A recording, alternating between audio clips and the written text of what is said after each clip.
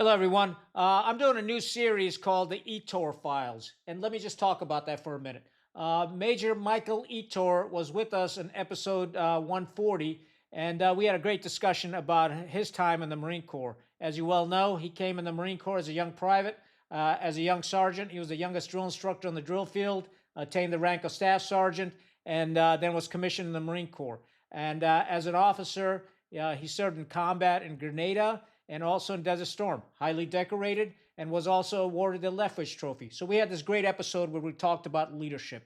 And, there's a huge cry for bringing him back on. And I brought him back on, and we've had some awesome discussions. I've got about like 3 hours worth of content, and I just need to break it down in segments that, the viewers can enjoy.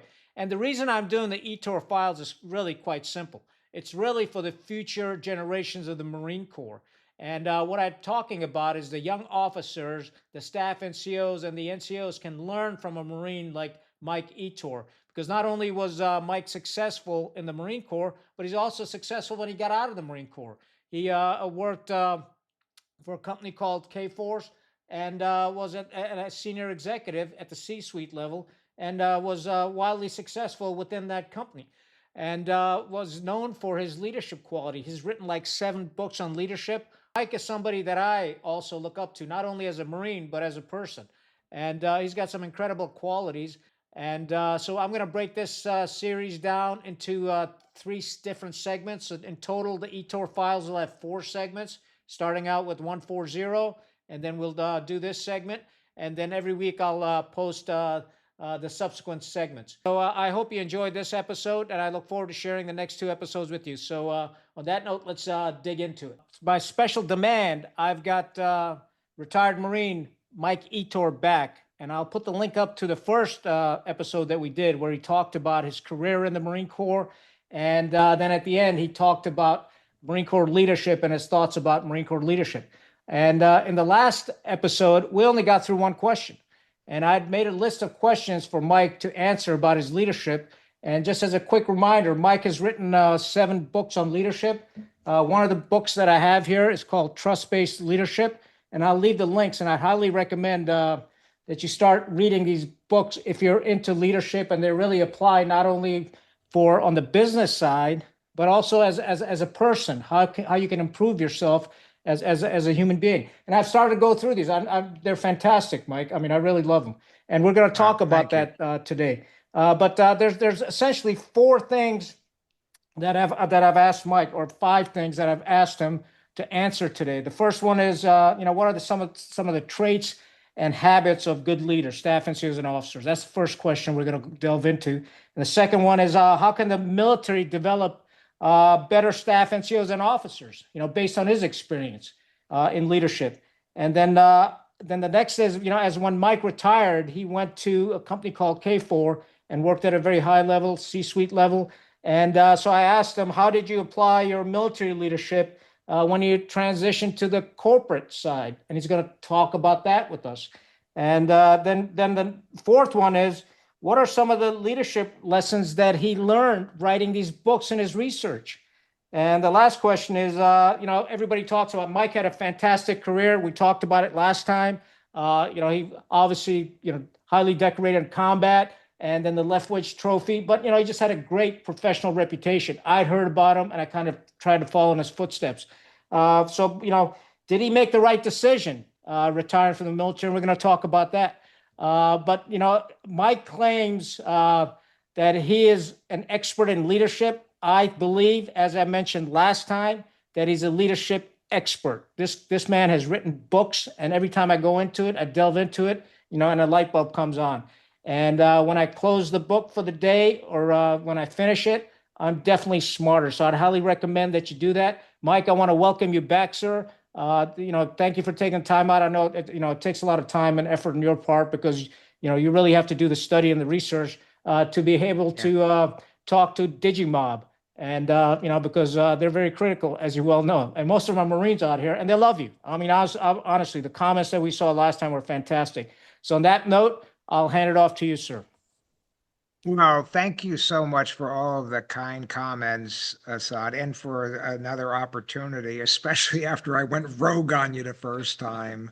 As you know, as everybody knows, we did part two during part one. So I got to tell you, I'm ready to go this time. I've got 11 pages of notes. Like, here's Assad's question, and I am going to answer this question, and it's leadership, and we'll That's right. save the other stuff for that last question. But thank you for the kind words. And I do want to make a couple of statements up front because I'm talking about leadership.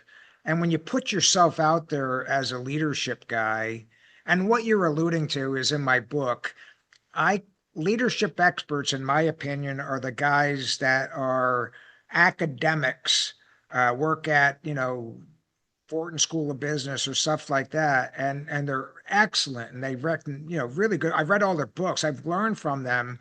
Many of them, however, have no leadership experience to speak of, like really no. And that includes people without the PhDs that are like well-known gurus out there selling books and all of that, and they very, very low on leadership resume, but they teach it well. So I don't claim to be, I have a couple of graduate degrees, but I've never been accused of being an intellectual or an academic. So I don't think I'm a leadership expert. I am vain enough to say, no, I am an expert leader. And there's many of us others out there that are not leadership experts. We can't quote, there's Herzberg's theory, Maslow, all this stuff. We can't quote that. These guys can. And it's often very dry, like, okay, what's it mean at the loading dock level? Like Right. for the guy that's leading it, what's it mean? And it's often hard to extrapolate that. That said, I have a good grounding in it. I'm 69 years old. My first leadership role was 18 years old as a baby squad leader in the Marine Corps. It wasn't because I was that good. I was one of the guys that was there. And that squad had like 7 Marines in it because that's how it was back then. We didn't have many. And so I have been since then either in a leadership role or in a role of training and developing leaders. And I continue that today. I retired from K Force after 15 years, did 24 years in the Marine Corps, as you know, 15 years at K Force. And then about a year after I retired, I opened up this Fidelis Leadership Group. And I decided the rest of my life is focused on helping leaders maximize their potential.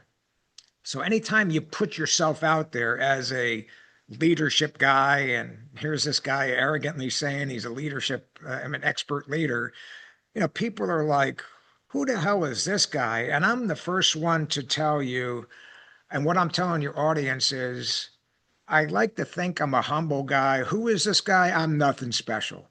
And what I'm about to say, almost everybody watching this podcast will say, if they're a smart ass, they'll say, well, no kidding, Mike, master of the obvious. You're right. And I don't know if there's any original Mike Ettore thought in this. I'm getting ready to pass on the leadership DNA of the ages, the Stoics and military guys and Genghis Khan and all these people, they led, and there's wisdom in there. And if I can be accused of anything, and I'm proudly admit my guilt to it, is I am guilty of being a guy that has always been fascinated by and wanted to learn from the wisdom of the ages. And so a lot of this is stuff that was guys that were born millennia ahead of me and you. And then some of it personally, like I said, is Iwo Jima guys. And I Mhm. remember talking to a World War II vet one time, and this was an old timer. And he said, hey, let me tell you something that a Bellow Wood veteran told me one time. Wow. So here's a guy passing on a Bellow Wood anecdote to a baby in 1974, and I passed that on many times. So again, I'm under no illusions that I am a guru of leadership, and I'm compelled to say that. That said, if anybody has gone on my website, there's a My Purpose part of the homepage, and there's a picture of me. I call it the Uncle Fester shot, side view of my ugly skull.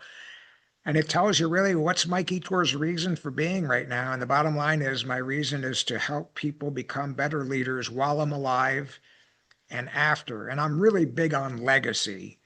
As Marines, we've been preparing to die since we were young men. And Right. fortunately for me and you, it didn't happen.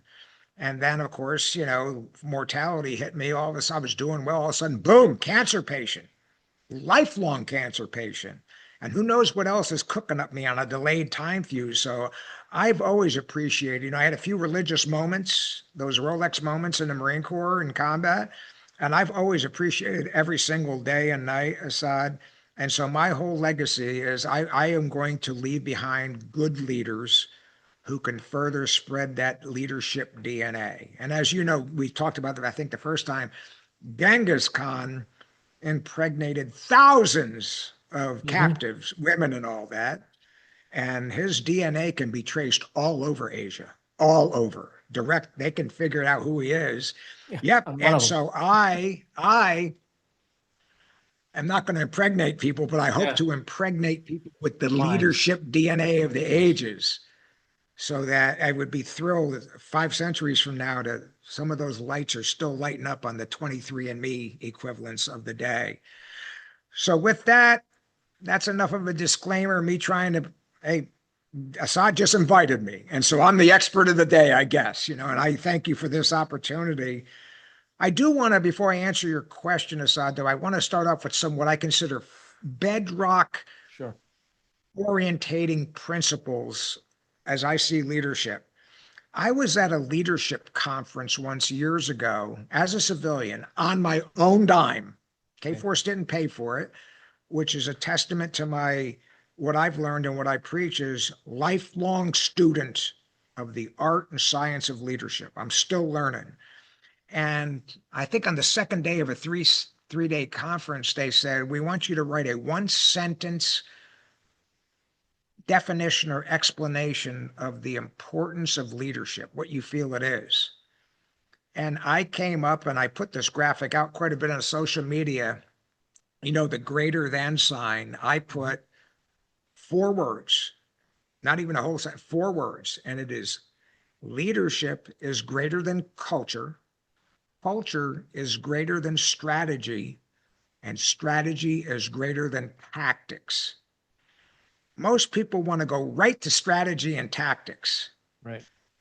And I say that in my study and practical experience in the military and in the business world, and then now being in dozens of other companies now, my business, you may have the best strategy and the best tactical capabilities ever devised.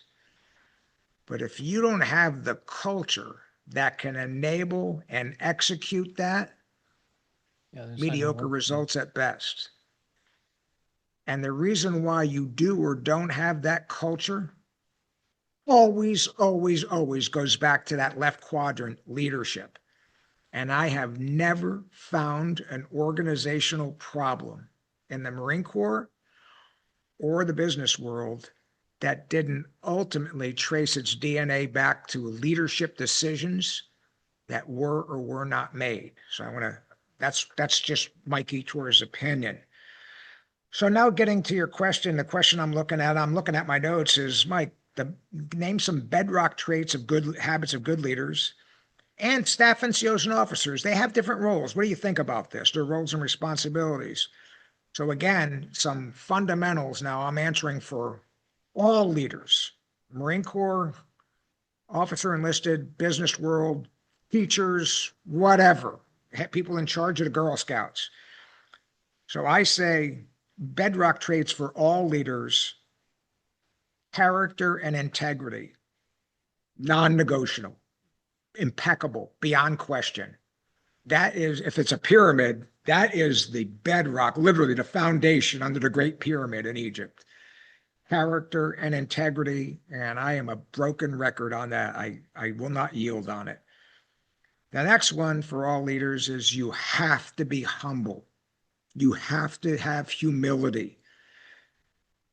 You can have rock solid character and integrity, but if you are arrogant, a narcissist, the guy that's always got to be right, the guy that really is the smartest guy in the room, and he knows it. And he has to Yeah. tell everybody about it. And he's a bully. Humility is what allows you to engage in the third trait and habit. There's kind of two of them lumped in here, which is, remember, we got character, integrity, humility. The third one is enabled by humility, is self-awareness.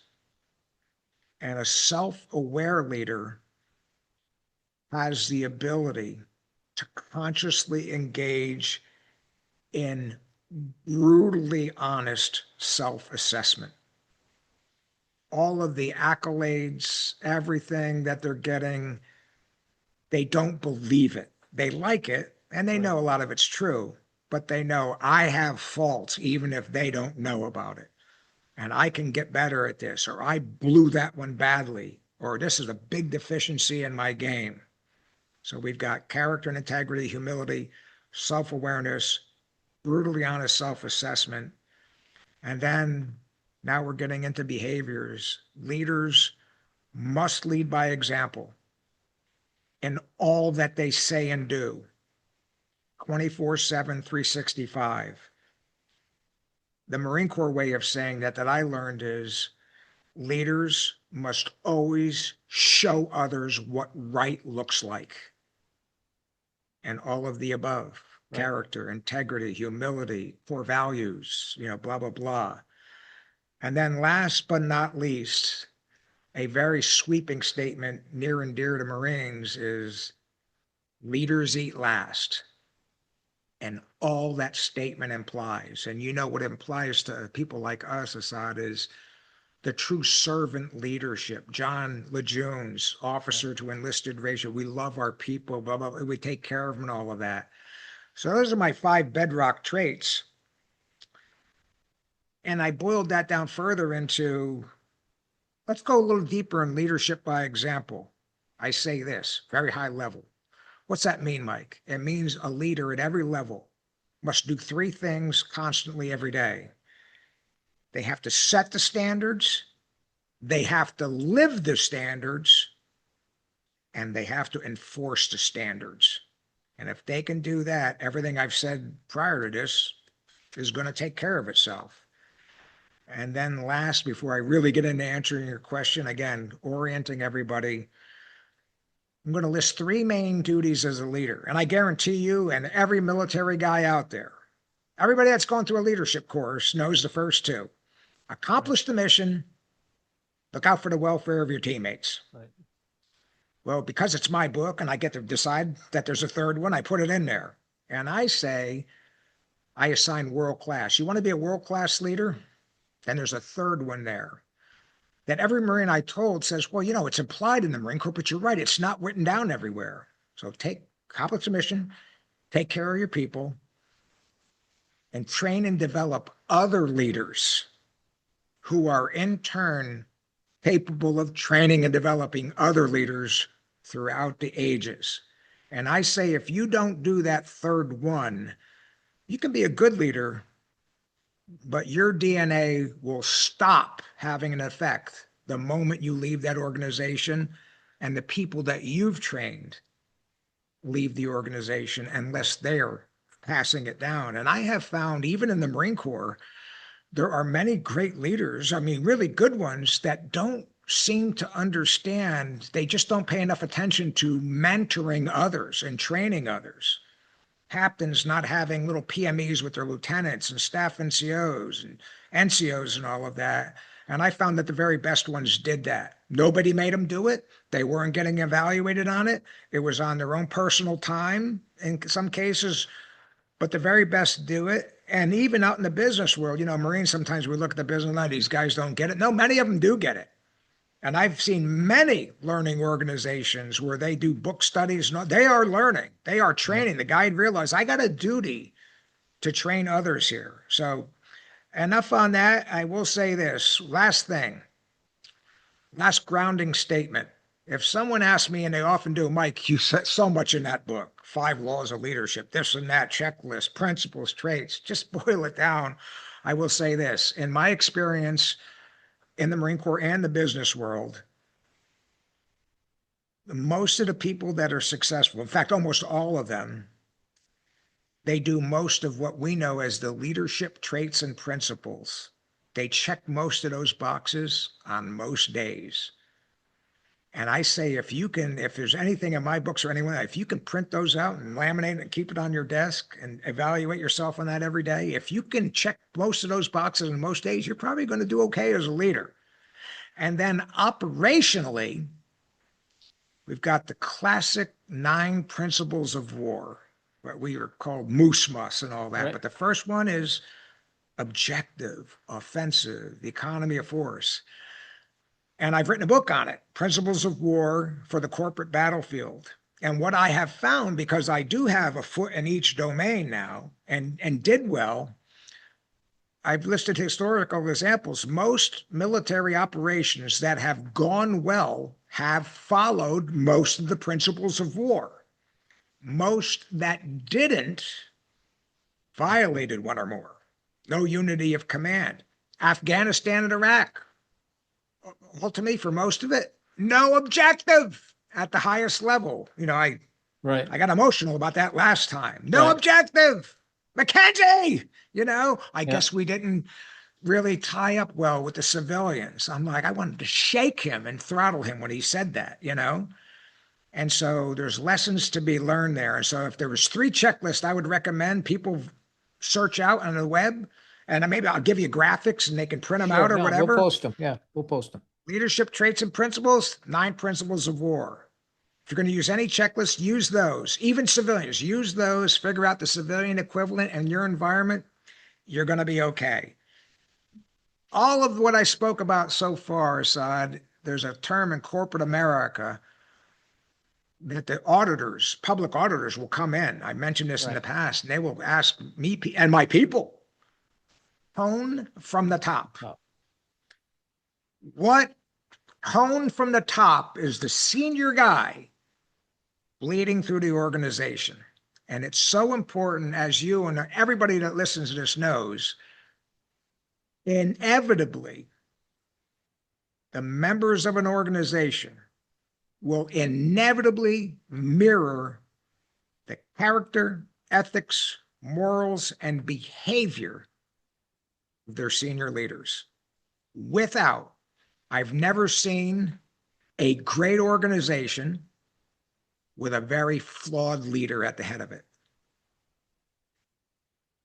Every bad organization I've seen has a bad one. And of course, it just emanated through. Now, don't get me wrong, there's good people in there, but they just can't overcome the bad examples. So I've seen numerous CEOs and military leaders that demanded the right thing of their people. They just weren't willing to do it themselves. And once that tone of hypocrisy comes in, all is lost. The best you can hope for is not to fail, but you're not going to achieve. And so my saying for that is, as goes the leaders, so goes the team. Always, always, always. Again, I'm already getting excited about this stuff because I love it. Let's talk about officers and staff NCOs, my friends. So to answer your real question now, and folks out there, I'm talking to many officers and staff NCOs and NCOs, and I realize I'm generally at a high level. If they said, Mike, you got 10 seconds. Okay, here I go. I'm reading my notes. Again, I'm really generalizing at a high level. Officers are responsible for everything that does or does not happen within their organizations, and all other leaders as well. They are responsible for developing military strategy, making tactical decisions, leading Marines in combat. Officers ensure the overall welfare, discipline, and training of their units. They are entrusted with the responsibility and will be held accountable for the actions of their subordinates, and so will other subordinate leaders. Now, staff NCOs at a high level, they are considered the backbone of the Marine Corps and are responsible for the proficiency, training, and welfare, discipline, administration, well-being of the Marines. Very similar to the officers, but they're the executors and the enforcers, so to speak. Staff NCOs translate officers' directives into action, ensuring orders are carried out effectively and efficiently. And they formally and informally train, mentor, and develop officers during every stage of their career, and you show me a flawed officer, and that guy is either defective personality wise, and we have them, or he never did have a staff NCO figuratively put his arm around him and say, come here, Lieutenant. Captain, let's talk about this. Hey, Major, are you willing to hear a different opinion on what your decision there and all of that? The very best officers that I know benefited from the very best form of a staff NCO. And so these guys, they are the force multipliers. I often say the Marine Corps has got a great rep, and a lot of times the officers get a lot, if not most of the credit. They're the high vis guys. But I include NCOs in this. The hidden engine behind the Marine Corps success has and always will be small unit leadership, sergeants, corporals, staff sergeants, gunnies, first sergeants and all of that. And you can have some mediocre officers. If you have excellent NCOs and staff NCOs, it's going to work out fine. Really is going to work out fine for the most part. So in summary, go ahead. So you got a question? Yeah, I've got a question. I mean, so you were both. You were a staff NCO at one time, and obviously, you're a legendary officer. How did your roles and responsibilities change when you were a staff NCO and transitioned to become an officer? Now, as a staff sergeant, you've got all this experience, and then all of a sudden you're a second lieutenant. Did you have to throttle back as a second lieutenant, or what? I wish I could give you a better answer than this, but I can't. So here's the deal. I made rank very, very quickly. Right. Very, very quickly. So I did make a meritorious staff sergeant on the drill field a couple of months before I got out of my first enlistment. So I was never really a staff NCO. I was not a staff NCO in the fleet. Sure. I was never a staff NCO mentoring an officer. I was really a sergeant, a young sergeant with staff sergeant stripes on me for 2 months. And then I did transfer to the reserves and all of that. So I'm giving you an answer based upon what I've observed from other guys making the transition. Not everybody can do the transition. You've seen them, Mustang officer, big deal, huge advantage. I already talked about that in the last time. Huge advantage to good conduct medal. Marines see that, they're like, yes. But Marines have been around a while, enlisted Marines and officers know, boy, there's a bell curve of Mustangs. Shit hot, as we like to say, or I don't believe this guy was ever a corporal. How do you get promoted? Because he's a terrible officer. Most fall in the middle. But my view was they either tended more toward one end of the spectrum or the other. And what I used to do is I had warrant officers at Parris Island, and boy, they were great. But toward the end of my 2 years in charge of that company, we got 3 new ones, 3 W1 range officers, former staff sergeants, all team shooters. They were all, dingers. And one of them in particular had a range at Parris Island, dog line or echo line or whatever. And long story made short, I got wind from the first sergeant that it's not going well down there. Driving the staff NCO crazy, driving his NCOs crazy. So I brought him up and told him, what's going on there? I'm hearing stuff. Come on, talk to me.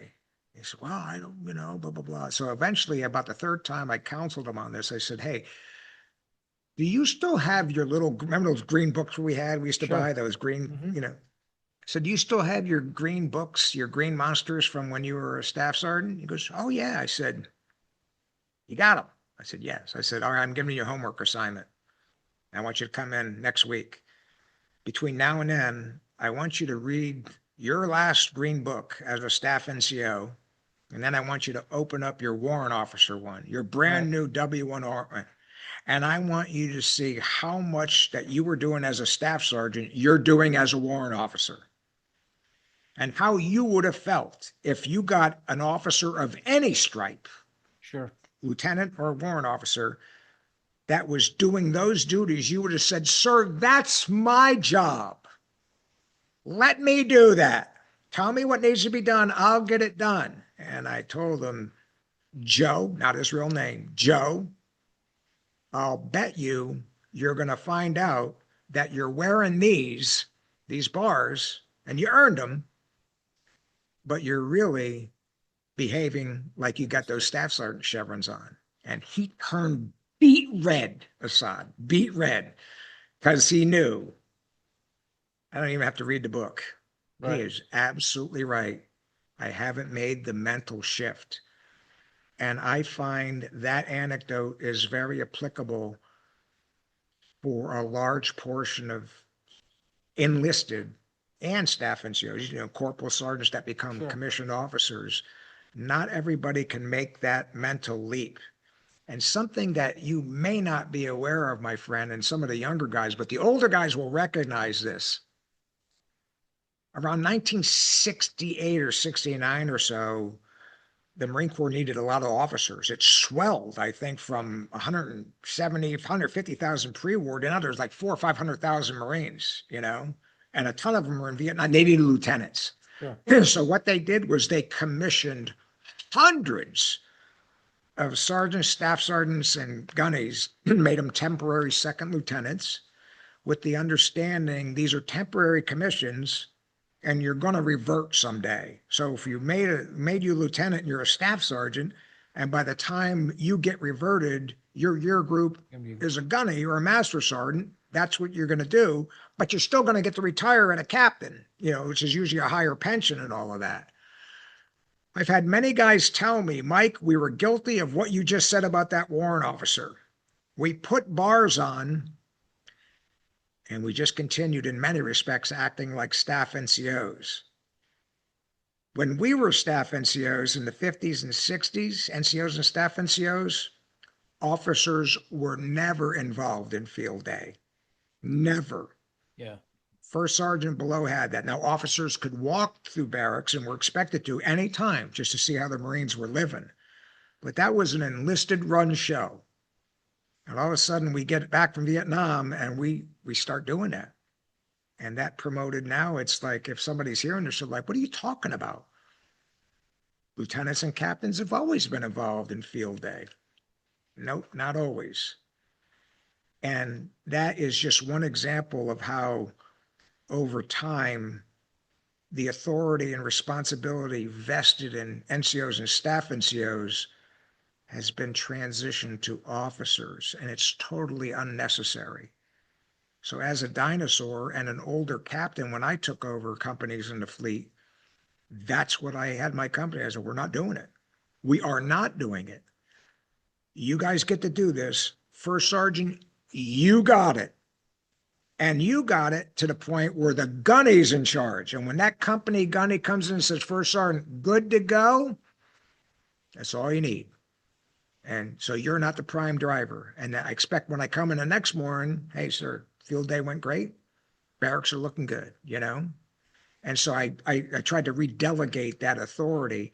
I'm saying this to pass to today's Marines to say, hey, just because you're doing something and you were taught to do it, can you delegate it? And chances are there's almost nothing a good NCO or staff NCO can't do if you train him how to do it and you tell him he's got it and you supervise appropriately. So I know you got some questions, and I'll stand by. Yeah, I think one of the reasons the officers started doing the staff NCO jobs was because physically, after Vietnam, when the Marine Corps started, built this infrastructure, they forgot about the platoon commanders.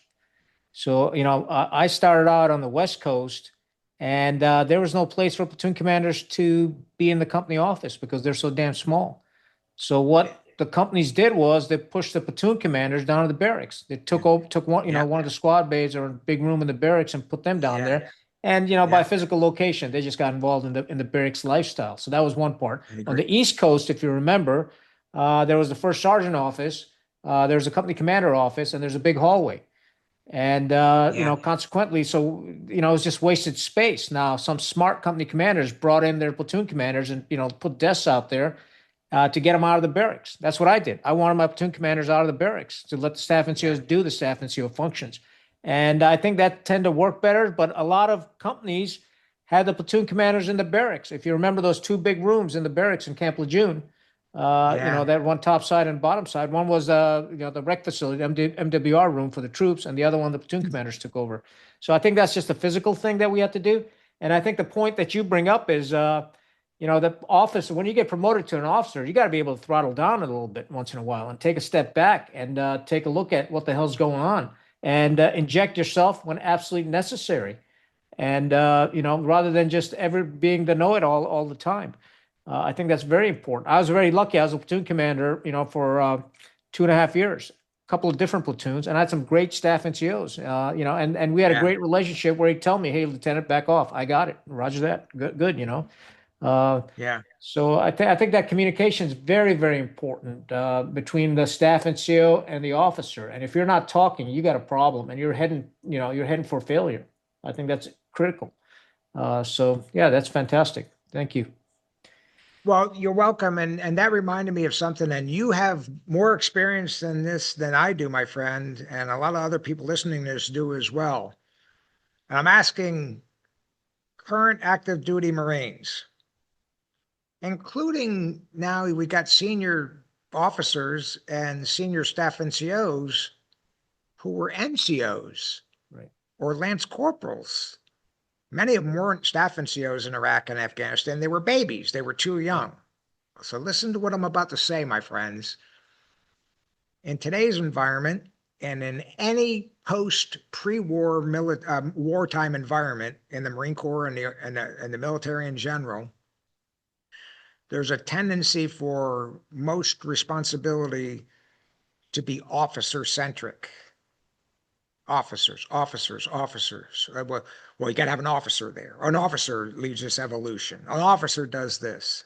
Yet, the very moment we get into sustained combat operations, immediately we're tasking corporals and sergeants, 21 years Yeah. old, to Yeah. go outside the wire and lead a squad of Marines Yeah. and be that strategic corporal General Krulak talked about.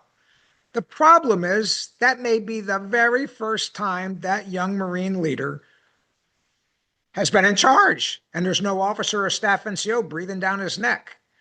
And so if you're on active duty right now and you're listening to me and you're an officer and you haven't gone on field exercises and gathered your platoon commander and say, hey, you guys are all staying back with me. In fact, you, Lieutenant Smith, are going to be me during this event right now. Staff NCOs run the show. Let's see how they do. And they're going to do fine. It'll teach you something. Again, Ray Smith, Mike, I don't care how Yeah. good you I are when just you're think of it. alive. How good are you when you got a bullet hole in your head? Because he told me one time, I don't know if I shared you this, he took over, famous Ray Smith, got famous for it. Sure. Second lieutenant takes over at the first morning of Hue City, Alpha 1-1. Who Medal of Honor recipients in that? Gonzalez and Canley, which is a Right. great story years later. He told me one time, Mike, on the second or third day, all the officers were dead, and he got a replacement lieutenant in. And he said, literally, they're fighting, and like, well, hey, who are you? I'm Lieutenant Smith. They sent me up here. Okay, great. Come on over here. And he was across the street, and then and the guy goes, the bad guys are down there. He said the guy had been in the company. I'd seen him less than a minute. And he Cautious. just poked his head out, boom, shot through the forehead, dead. Dead within 90 seconds of reporting to Second Lieutenant Ray Smith. Gone. And that shows everybody the fragility of life that you know oh so well. That, the TO organization you're not going to have. And if you start with it and you're lucky enough and you get in some serious stuff, not everybody in those key billets is going to be there. And God help you if you're alive as a senior guy and a significant, if not the majority of those subordinate leaders out there are young guys, not officers, not staff NCOs, and you've never given them the opportunity to be the man. Right. And so I'm preaching now, begging you active duty guys. I'm not blaming you if you're doing it.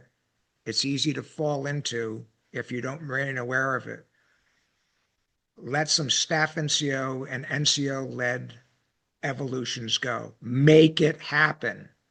And chances are your senior commanders will love what you're doing. Now you got to prove you can do it. Right. But at some point, I just turned it over to my lieutenants because it was beyond a shadow of a doubt that Captain Etor could do this training exercise.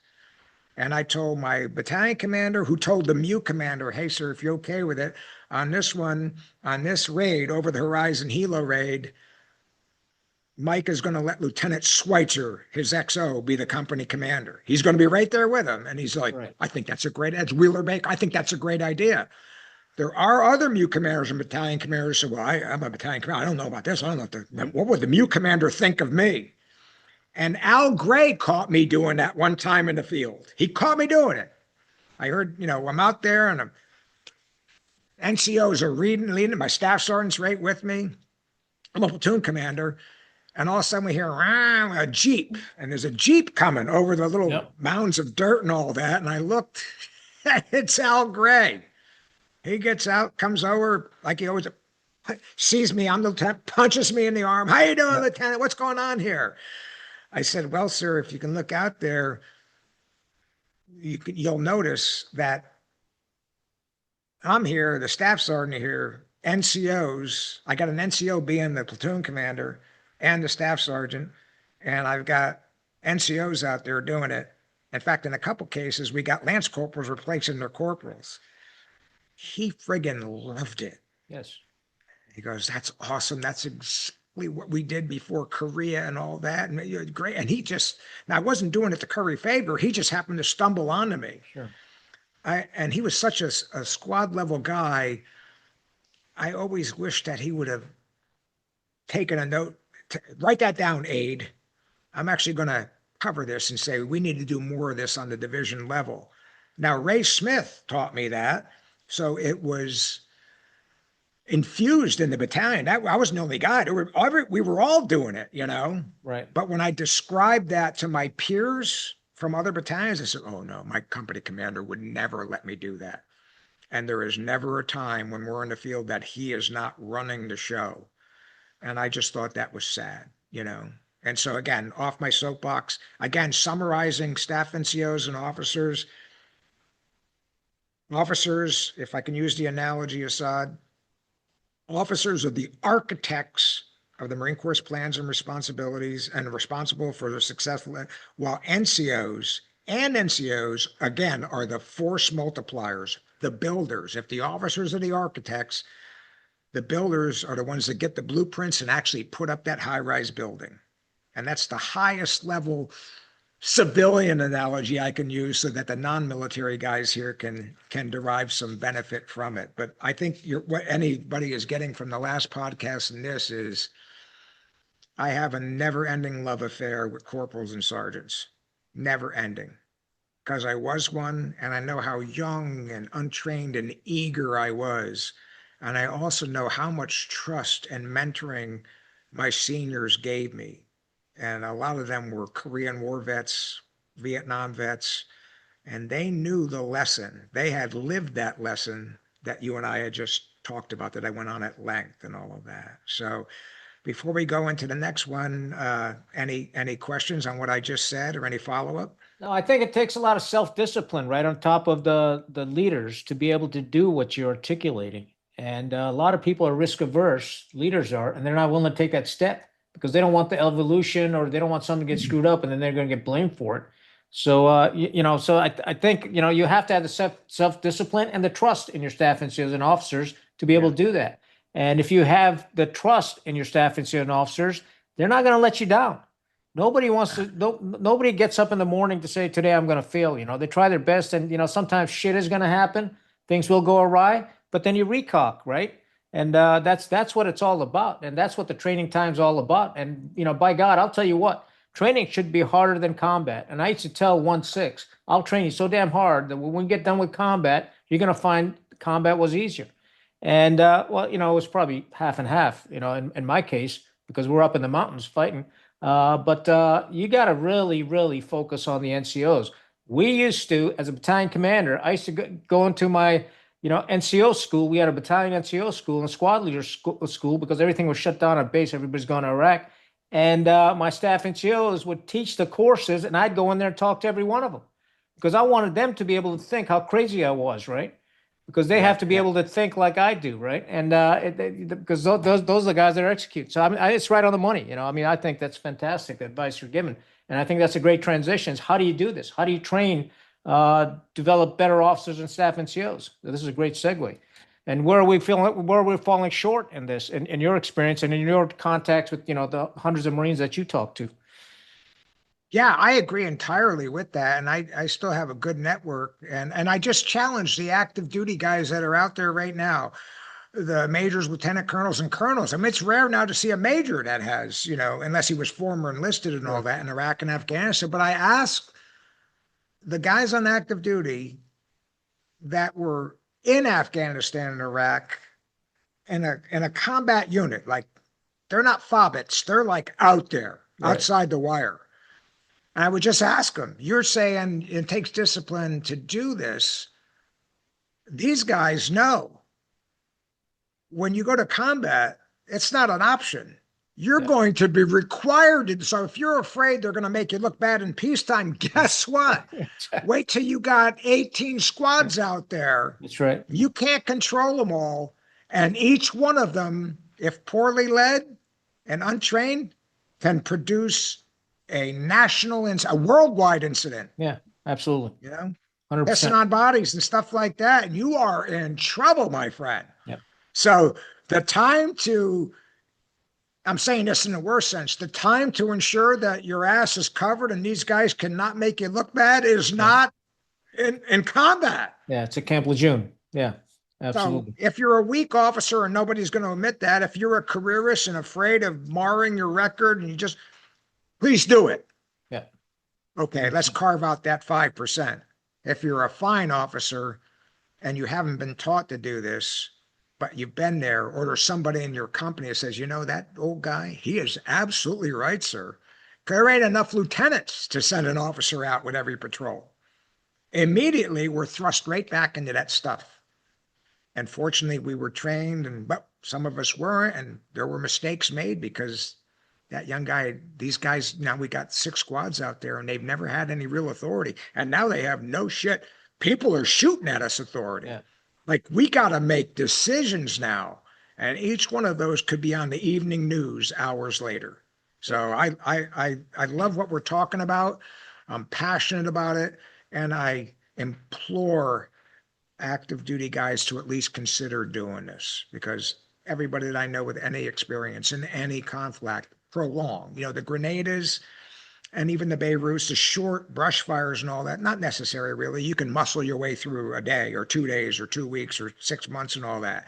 But prolonged stuff like Iraq and Afghanistan, Syria and stuff like that, you better be ready because there will be casualties. There will be more operations than you have officers or staff NCOs, and sometimes even NCOs. Right. So you better have these guys prepped to lead just like you did. If the schools don't exist, or even if they do, have your own school. Learning is continuous. And again, I'm not preaching. I'm not saying this is not going on in the Marine Corps. I know it. The very best do. I'm not sure that it's institutionalized. You would know better than me, my friend. You were doing that in your battalion. I don't even have to ask you. I know this. I'm putting words in your mouth and give you a chance to talk. There were others like you. At that time and place in the Marine Corps, Mike, there were some commanders that were risk averse, and I'll tell you why. Because Mhm. they didn't want to do live fire, right? Live fire is freaking dangerous. So they would do static live fire, and they would get the check in the box. They did the live fire. My goal, and I told the battalion this, is to do non-illuminated night attack. Each company will do a non-illuminated night attack. That's what we're working towards. That's your target. And so we started out with squads, as you well know, doing the dry walks, blank fire, live fire and all that. And then we kept building on it. And it took us months to build upon that. And once the company did a night attack, the confidence level in the Marines went up. It not only went up in the Marines themselves that they're not going to kill each other, but it went up in their leadership at the NCO level, at the staff NCO level, at the lieutenant level. that, hey, we can do the hardest thing that's tactically a rifle company is supposed to do. And I think that's so damn important to build that confidence back at Camp Lejeune than having to do a night attack in combat. And, so I think it's very important for officers to be able to take the risk and do training right. Now, and during my time, I'm certainly not going to throw anybody under the bus, but there's different styles of training. My view was, hey, I'm here to train you. I'm the master trainer of the battalion with my staff NCOs and officers, and we're going to go Yeah. out there and train in everything. And we spent weeks. I would take them out the battalion 3 weeks to AP Hill, and we did a couple of those rotations, and that really helped us. So I Love it. think a battalion commander's got to focus on squad, platoon, and company level training. That's it. And then the OPSO and the S3 Alpha can focus on the COC, the how to command and control the battalion, because that's radios and setting up tents and all that shit. And quite frankly, in Afghanistan, we never used any of that crap. We worked out of a Hummer. That was my COC. But a lot of what's happened in the Marine Corps, unfortunately, is everybody's so fixated on having these COCs with drash tents and plasma TV screens and air conditioners and all this happy horse shit, when the battalion commander's got to be out front of the battalion. If you look at what the hell happened on D-Day, 1944, 6 June, with the assault wave, you had Brigadier General Roosevelt landed with the assault wave. That poor guy died. Later on, a couple of days later, had a heart attack, died. Same day was Brigadier General Cota. He came on the beach, 5th Ranger Battalion, was pinned down on Omaha Beach. And he walked up to them and he said, "Who are you?" And they said, "We're 5th Rangers, sir." And he said, "We can either die here or we can die inland. Rangers lead." I'm getting freaking goosebumps. He said, "Rangers lead the way." And he charged with them. And that's how he got them off the beaches. And that's a brigadier general. We got battalion commanders right now that sit in freaking COCs and don't lead their battalion. And when they go out, they got a PSD with them. You got to be shitting me. I mean that really gets into my craw, because I just never believed in any of this crap. I'm an infantryman, and if my lance corporals don't have a freaking PSD, I sure as hell am not going to have one. I'm with my main effort rifle company, and I'm very secure with 140, 160 Marines. I don't need a PSD. They're going to, we'll gut it out together. So that was my mindset. It's just different, right? Sorry. Yeah. I shouldn't. Well, I love it. No. And I will tell you this, I'm being a bit of a smart ass here. I love the Stoics and the Romans and all that. So my friend, I've read your bio, your origin story. Proud. Yeah. I mean, it's amazing. You got the pictures of your ancestors and all that. So warrior blood, but I got to tell you, you got a little Roman in you too. Because I got this big nose. Well, me too, I will tell you this. I was thinking about a Roman quote. I couldn't do it. So when you were talking, I actually searched on my iPhone and I found it. And here's what you did. And I'm passing this out. Fellas, listen to this. Everything you need to know, everything you could possibly make a mistake or everything you should do has already been done and forgotten by legions of people before you. So listen to what somebody wrote about the Romans. Here is a quote about Roman military training and battles. Love this quote. Their drills were bloodless battles. Their battles, bloody drills. This quote, attributed to the historian Josephus, succinctly captures the Roman army's rigorous training regimen.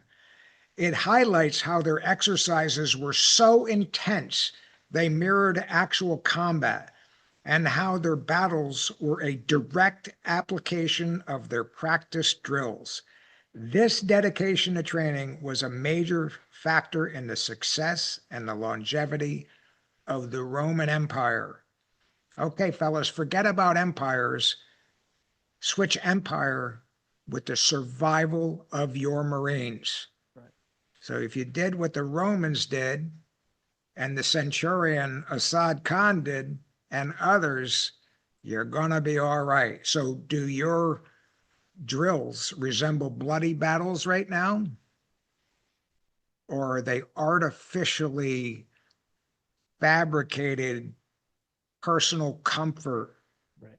troops are in the rain, you're in the COC because I got to remain control. And yeah, it's all BS. So we're communicating here. Yeah, And I know each of us, we're thinking most of them were doing it, but we all got that picture, those one or two guys that they were physically weak and they didn't want to be cold or hot. And they used their rank because nobody could tell them otherwise to avail themselves of a level of personal comfort that the troops didn't have. And the troops, as you know, spot that every single time. And they won't and can't respect a guy like that. So the yeah, unit is somewhat compromised. The best you can hope for is subordinate junior officers and staff NCOs taking charge and leading in spite of the senior guy. And we've all seen that. We've all seen units doing okay in spite of their commander and not because of it. And that's a damn shame and a bad situation because often they don't have those strong officers and staff NCOs. And I know you're thinking about at least one or two units right now, companies or battalions or regiments or whatever. We all think about it. So I'm telling the younger guys, if you don't think that what we're talking about is real, it is very real. You can become a lieutenant colonel and be tactically inept, absolutely. Yeah, colonel, a general, and be tactically inept. We've talked about moral courage, Assad, of the guys that are tactically brilliant. They're just moral cowards. right. It always amazed me once I saw what I was seeing, how many guys, even if they had moral courage, had not kept up with their profession and they were absolutely unqualified to lead that unit tactically. They just they they weren't capable of it to the point where in Desert Storm I am aware, firsthand knowledge of a battalion. I haven't told you this. I don't know if you ever heard about this, but people will know, and I'm going to conceal it so not to Sure. demean the commander. But through no fault of his own, that battalion commander had done one tour in Okinawa as a platoon commander. Probably had 6 months, and they moved him to a different billet. Had never returned to the fleet until he was a battalion commander. Criminal. And guess what? The balloon goes up and we're in Desert Storm. And he's in a frontline regiment that's going to do the breach. Now, listen to this. This will astound you as a captain. And think as a lieutenant colonel, if your guys had to do this to the regimental commander, I swear to God, this is true. I know their faces. These captains, it was an era where if you hadn't been to Vietnam, you had no ribbons. And here we are. It's our shot. We're a breach battalion. We're getting ready to go do it. Now, it turned out to be not much of Right. anything really, Yeah. but we didn't know that at the time. They were Yeah. predicting massive casualties. There were like 20,000 body bags Right. authored, doom and gloom, and blah, blah, blah. We're walking through sand tables, and I'm looking at this guy. He is lost. And I asked my colonel about him. So, oh no, I know him. He's a great guy. Yeah. Then he related me his experience. He's a great guy, but lost. He had the presence of mind and the ability at these sand table the big ones, on Sure. they Yeah. put them in Yeah. the desert. Full scale. Yeah. He had the ability to understand and add value of literally the PFC. A young guy that had gone through squad leader school was more informed to operate at the battalion and regimental level than this guy was. After seeing this several times in sand tables and in actual exercises, here's the punchline, fellas. The company commanders en masse went to the regimental commander, who was a legendary Vietnam guy. Right. And they said, paraphrasing, sir, we're here. We have a duty to tell you this. He's a great person, but you cannot let this battalion go through the breach. he's going to get people killed. He's not up for the job. Think about that. You've got captains waiting their whole career to get this opportunity, and they're saying, put us back in the JV. Don't do this. We can't overcome him. And the colonel listened to him. Yeah, man, that's moral And courage. all of a sudden, that's the reserve battalion. Now, what did he say? You take your very best and keep him in reserve. Yep. But I think actually that colonel, the lieutenant colonel, was a good man, and I think he realized, I know what this is, and I can't argue with him. And so they actually brought a battalion from another regiment and put it in that regiment as one of the 3 breach battalions. Think about that. I'm concealing it now. I'll use West Coast. Yeah. If you're in 7th Marines and a 7th Marine Battalion, 3 of them goes into reserve, and somebody from the 1st Marines comes over, don't you think that's a little odd? It is. Now, here's the kicker to show people that don't be bedazzled by rank. None of those battalion commanders became generals. The guy that was too incompetent to do it retired as a major general. A major general. And he was a major general at the time of Iraq and Afghanistan. I knew a general officer that was in a meeting with the commandant, with high-level generals, right, and they were discussing who was next in the rotation to go over to Iraq and Afghanistan, and his name came up. And everybody looked at each other, and it was unspoken. Now, we can't send him there. This is for real. He's wearing 2 stars aside. And so everybody that doesn't know about him thinks he's the real deal. And it really wasn't his fault. It wasn't his fault. You know, we did it to him. We didn't train him. We put him in there. And thank God that regiment, first of all, applaud the captains for the moral courage to deprive themselves of that opportunity. Because you know what? There was never a need for the reserve battalion. So they didn't know that was going to happen. They thought these guys are going to be in the scrap. We're probably 4 clicks to the rear. We're not going to ever see anything. So imagine the discussions among themselves for them to realize we have only one moral choice here to do. And then imagine the regimental commander listening to these captains and having such faith in them that he took action and he didn't let it happen. So I don't know if you ever heard about that anecdote. Swear to God, it's absolutely true.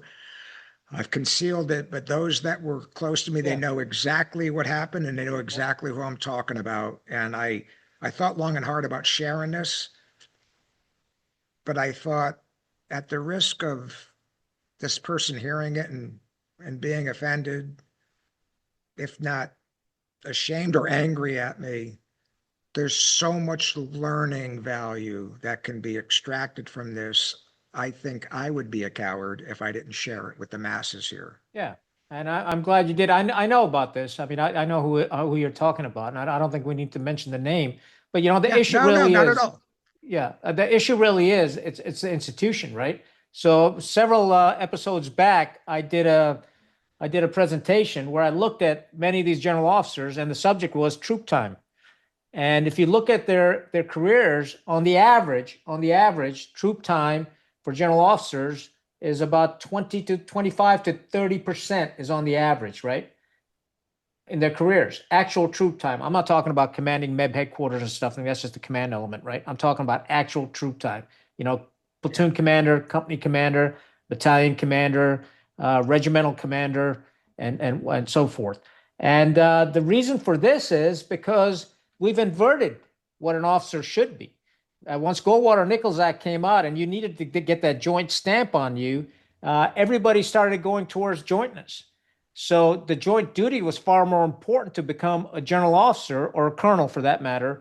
So everybody gravitated towards that. So then we started rotating people, you know, inverted the whole system and started rotating them back to command. And they would literally come back to command for their 2 years, get the check in the box, you know, pray that nothing would happen, bare minimum physical fitness, bare minimal training, live fire. I'm talking about. Yeah, they go to the field and they set up the COC and everybody kind of hang around type shit.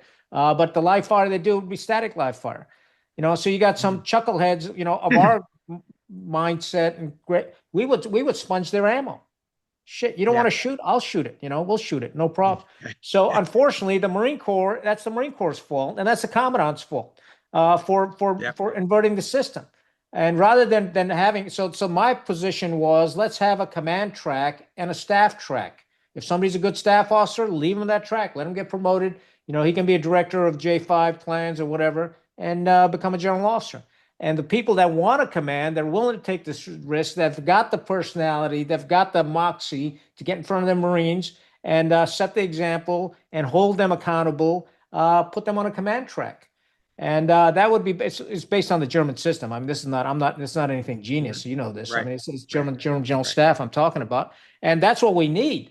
And unfortunately, and this other horse shit that we've got going on in the Marine Corps, hey, we're a MAGTF officer. Well, what the F does that mean? You're a MAGTF No. officer. And our Army officer's not a MAGTF officer. You and I were talking offline that you went to the Army infantry officer school. I, on my own Mhm. dime, went to the Army's command preps course. And I'll tell you what, it was the hardest thing I've done. AWS was a freaking Mhm. joke.